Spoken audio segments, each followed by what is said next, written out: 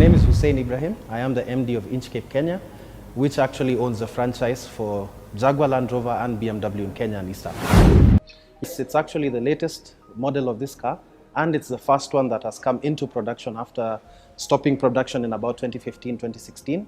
So this definitely is the one that we've all been waiting for. A number of reasons, but mainly due to safety standards. And also I think the model had reached the end of its cycle. It had been in production for many, many years, since the 60s. So it definitely was due a refresh, but they had to retract, go back to the drawing board, and what they've come up with is an amazing reiteration of the original. Yes, this is the latest Land Rover currently in the market, and it's the first one that has been reproduced after stopping of the old 110 in about 2015 or 2016.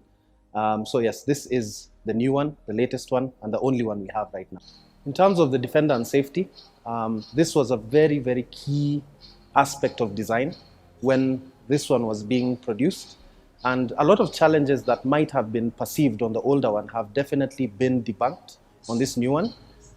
Key amongst them is the pedestrian safety. One of the criticisms we had with the old one is that it wasn't safe for pedestrians, right?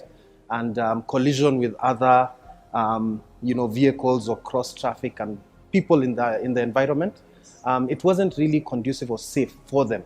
But this one pretty much ticks all the boxes in terms of pedestrian safety.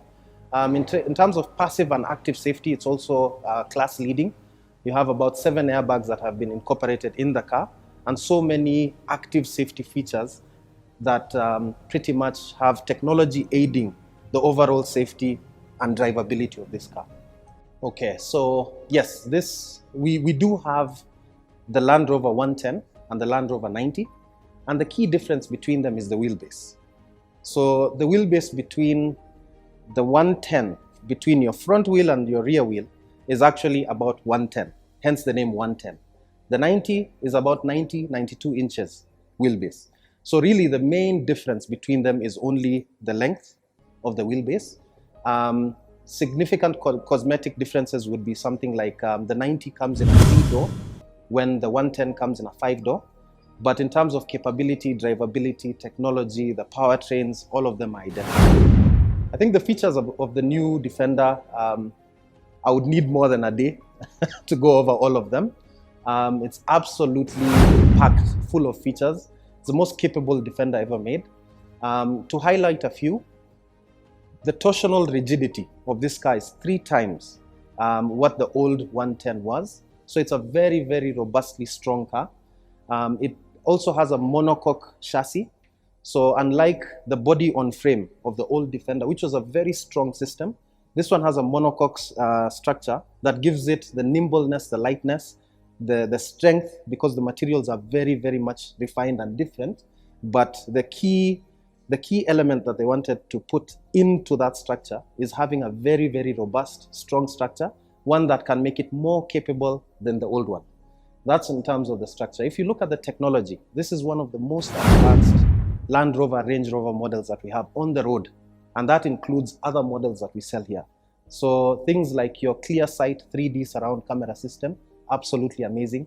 It gives you the capability to see through the car as you're driving over obstacles.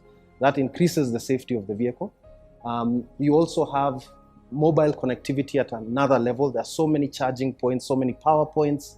You have options of this car which come with an air compressor embedded in the car. It has the fastest air suspension rise and drop of all the Land Rovers we have, and pretty much very, very capable in terms of both the technical side and the infotainment and technology, which is one of the things that the old Defender was a bit limited on. Absolutely, the old one was very rugged, very robust, very tough, but Land Rover have outdone themselves. They were able to achieve all of that and more in a, as you said, a more softer look. But don't let the looks deceive you. This is a very, very capable car. As I said, more capable than the old one. It will be able to carry out all of the tasks the old one used to. Things like a 900mm weight depth. That's something that would be a challenge in the older one. This one can achieve it without any hesitation. The 4-wheel drive system is on another level. Looking at the interior robustness as well. There are some materials that are very easy to clean. They don't get dirty easily. It has very high scratch resistance. So if you're going to be throwing rough things in and out of the car, it's very easy to just wipe it down, hose it down. You can go to your car wash, ask your guy, wash outside and inside. So that's how robust the interior and exterior are. And as I said earlier, you know, things like a mobile compressor embedded in the car, right? You can get this kind of options that have a ladder to go to the roof rails, roof racks from the factory.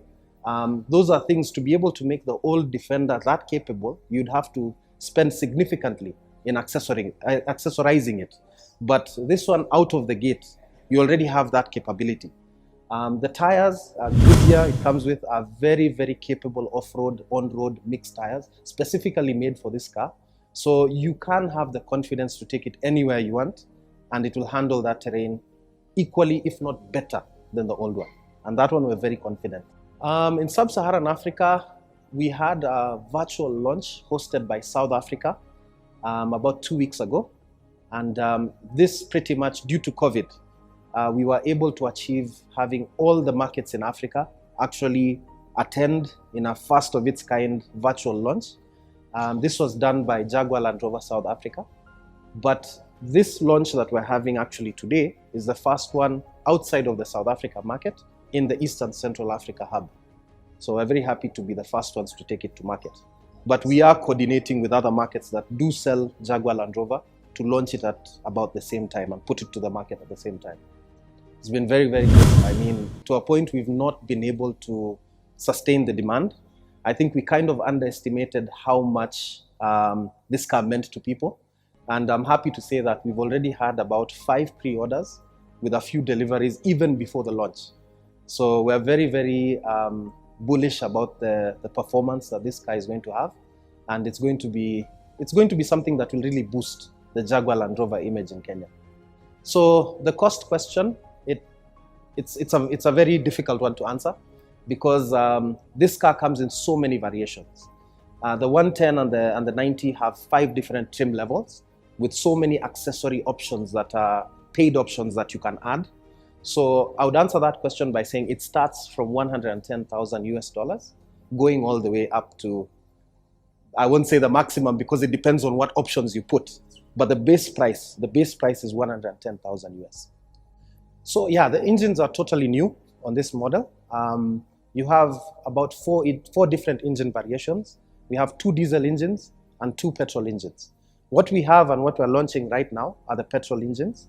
So they are 2 liter and 3 liter. The 2 liter is a 4-cylinder engine and the 3 liter is an inline 6.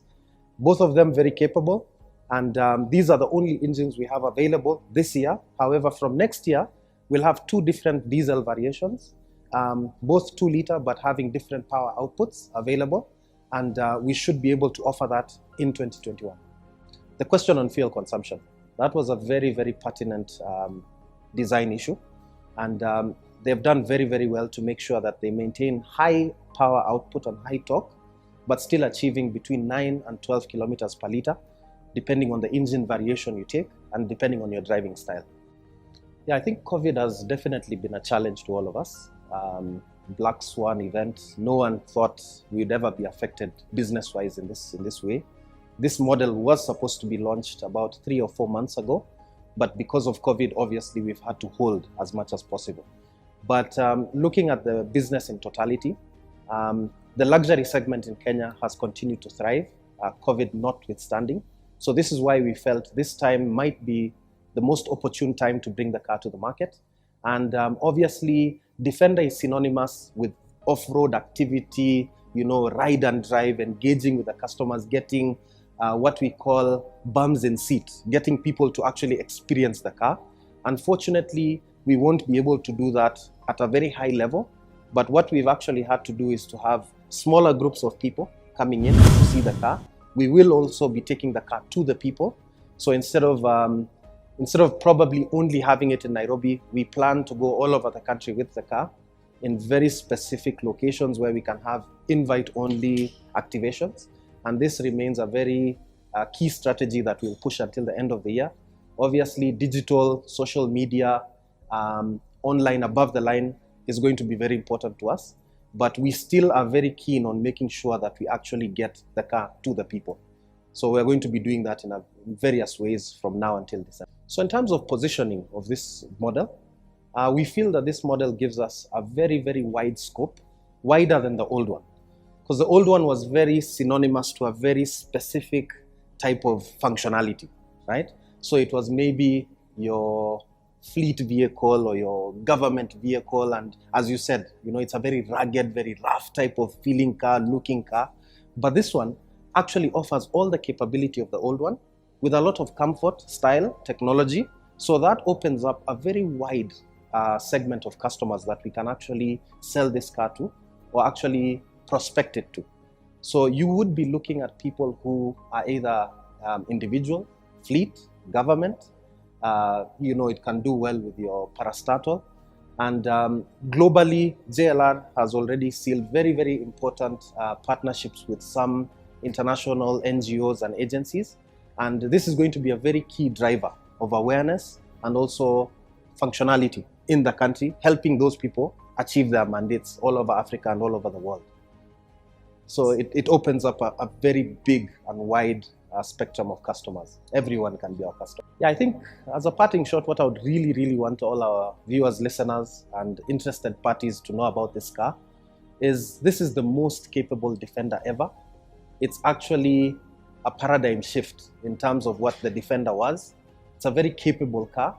It can be your companion not only off-road, but for your short commutes. It has stop-start technology, which is something the small, efficient vehicles do have. So this can be your companion not only in the urban or the rural, but in your life in totality. So this is definitely a car that should deserve your attention.